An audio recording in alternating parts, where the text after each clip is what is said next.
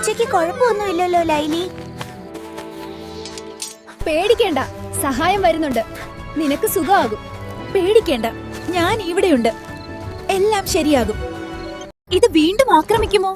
ഇതൊരു സാധാരണ കാട്ടുപൂച്ചയല്ല. നോക്കൂ, ഒരു ലോഹ കോളറോ? ഇതൊരു യന്ത്രം പോലെ തോന്നുന്നു. ആരാണിത് കാട്ടുമൃഗങ്ങൾക്കിടുന്നത്?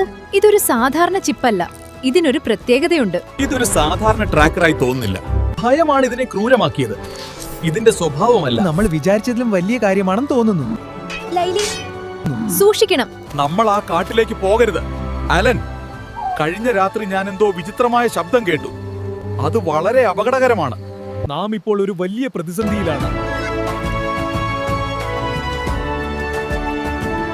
നോക്കൂ, കഴിഞ്ഞ കുറച്ച് ദിവസങ്ങളിൽ നടന്ന 3 ആക്രമണങ്ങളും ഒരേ നേർരേഖയിലാണ്. ഇത് യാദൃശ്ചികമല്ല. അതിനെന്താ അലൻ? കാട്ടിലെ മൃഗങ്ങൾ ഒരേ വഴിയിലൂടെ വരുന്നത് സ്വാഭാവികമല്ലേ? അതിൽ ഇത്ര ആലോചിക്കാൻ എന്തിരിക്കുന്നു? അല്ല ദുറ, ഇത് മൃഗങ്ങൾ സ്വയം തിരഞ്ഞെടുക്കുന്ന വഴിയല്ല. ഇതൊരു പ്ലാൻ ആണ്. ഹൈറാറ്റ് ഗ്രൂപ്പിന്റെ പുതിയ വികസന പദ്ധതിയിൽ വരുന്ന ഭൂമികളാണ്. ആരൊക്കെയോ കാട്ടുമൃഗങ്ങളെ ഉപയോഗിച്ച് ഗ്രാമവാസികളെ ഭയപ്പെടുത്തുന്നുണ്ട്.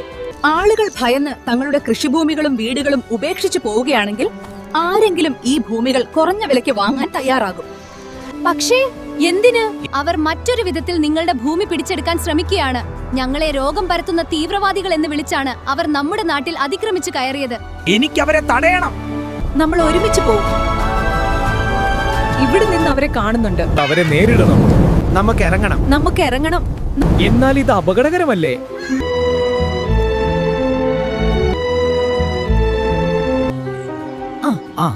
അവർക്ക് മെറ്റൽ കോളറുകളും റിമോട്ട് ട്രെയിനിങ്ങും ഉണ്ട്.